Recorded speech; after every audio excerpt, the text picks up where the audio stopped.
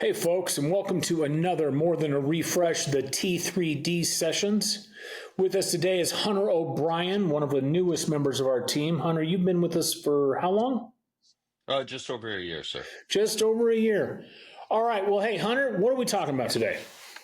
The main thing that I wanted to focus on that I think that a lot of our clients could benefit from is the fact that their usual IT stack that they have internally usually already does a lot of risk management, and the metrics that are monitored by our team and by other teams could really benefit from getting that information. Because, Yeah. yeah, Well, hold on. So they're already yeah. monitoring it. So what do you mean getting that information? Are you talking about like management having that information or? I'm talking about the fact that a lot of monitoring comes very generic. It comes very, is the server up and down, but it doesn't really tell us a story. Or if it comes with Postgres monitoring of some sort, it comes very, very generic. It comes as a basic indexing or a basic query timing thing, but it doesn't tell us a whole story. And if you have a giant QA team that's already doing testing for all the stuff that's specific to your environment, specific to your application, then we can utilize the metrics that they're already watching for everywhere else and rerun it as metrics for Zabbix or metrics for AWS CloudWatch so that we Okay, can so give us extend that an monitoring life. give us some stake on this. What is the metric specifically? Because command prompt we monitor in depth, right? So what is it? What would be the metrics that you're trying to garner to help alleviate or even bring to light risk within the assessments? Awesome. One, without getting into too much detail, one that we specifically worked on for a client was a QA team on their application side that interacted with their database, came up with this kind of in sequence monitoring or sequence generating for them so that they could start the sequences over and could detect when they needed it. So we're talking What about that, post sequences. yeah, Postgres Okay. sequences. And what happened was is that Postgres would freak out every time that it would get towards that wraparound state. Hmm. And since they already had a way to track when that sequence was approaching wraparound, instead of redesigning the wheel, essentially, they were able to explain to us how that sequencing was going, and then it made it that much easier to monitor a metric.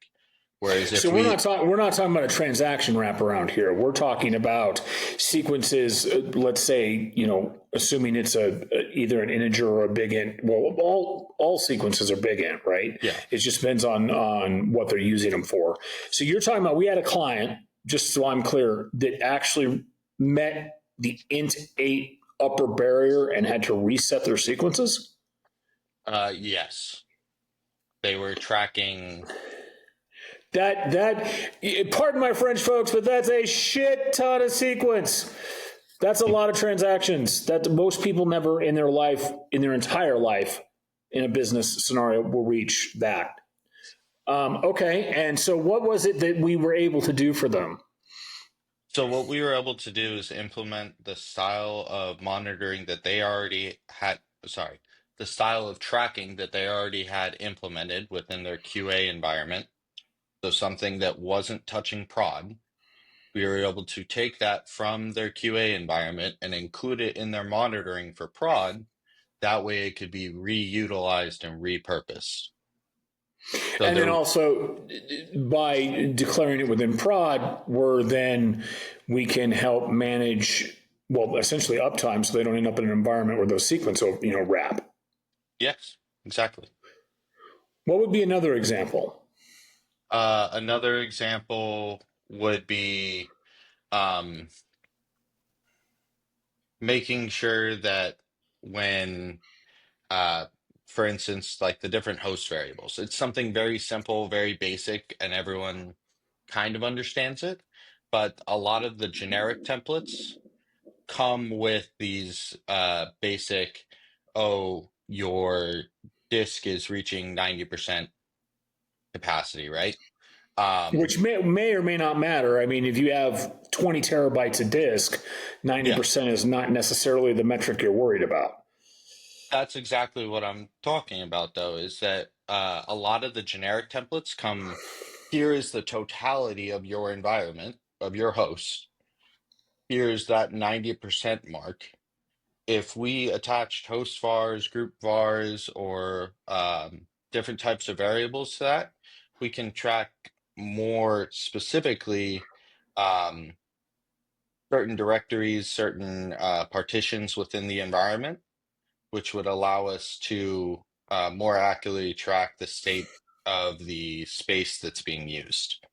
Okay, so you're using some terms here that, obviously I understand them, but if we're not technical, if we are Okay. sitting behind, we're sitting here trying to understand risk analysis or, vulnerabilities that we have within a specific host, what these host vars are, break that down into something that you would tell a manager, right? This is the value of this type of, the business value, the business Yeah. metric. Okay. Let's say we have a giant warehouse and we have all these different boxes on the shelf, right? And each day we're getting a certain number of shipment come in of these boxes, right? And every once in a while we have a shipment go out that's us removing data, but most of the times it's new shipments coming in. We're getting new stuff into our database all the time. Um, there is a metric generally that comes with most monitoring software that says, hey, this is the entire stock that you have within this warehouse. And right now you're at 80% capacity, right? But there might be a shelf that's at, for some unknown reason, 98%, and you're trying to shove another 6% in there. If And we had, that shelf to yep, give it would be a partition or yes, a directory, yes. right? Okay. So if we had a metric or a host var that went directly that said, hey, on all the databases, we usually keep backups within this directory path within those hosts. So why don't we set up a group var that says, hey, if you're a Postgres database host, go check this directory for the amount of space that's being used. And Now, base, bringing that back down into a more technical realm, a good example of that would be watching, say, PG Wall or even PG Temp. yeah, exactly. Okay. Um, so basically, it's the fact that we can customize our monitoring to monitor a billion different things, right? The fact of the matter is, and what was told to me was, which I've kind of kept to since joining Command Prompt, was one of my mentors said, we can monitor a billion different things, but how many of those a billion different things are truly, truly useful to us? It's about one. Yeah, exactly. So the main point that really got me was monitoring isn't one size fits all, but it is, okay, how can we customize it best for our own environment? And then how can we use things that we already have implemented, such as those QA, those dev, those test environments, as well as the generic foundational templates that already come with? How can we specialize all those?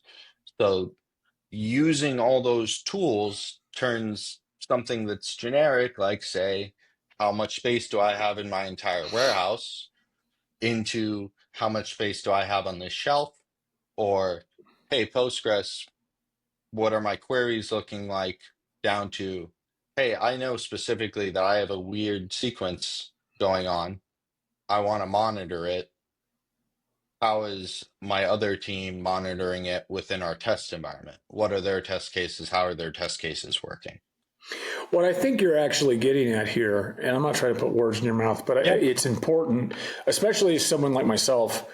who is no longer in the box every day like you, is that monitoring should start with, what is the problem you're trying to solve? And a lot of managers, and I totally get it, right? Is like, I need data. I need to see my data. I need to see it live, or at least really close to live. And that's all great, but you can stare at data all day long. And if you're not asking yourself, what is the problem I'm trying to solve? Or in this manner, what is the data for? Why do I need this data? Then you're just staring at data. It doesn't matter what it says. It doesn't matter if it says you're 50% profitable or 50% at loss. That's not the problem you're trying to solve. The problem you're trying to solve is either, why are we losing money, or why are we making so much? Hopefully, if you're making so much, it's because you're not ripping people off and forcing them into upgrades for artificial reasons, creating too much e-waste like Microsoft. That being said, we are over 10 minutes. Thank you, Hunter. It has been a joy.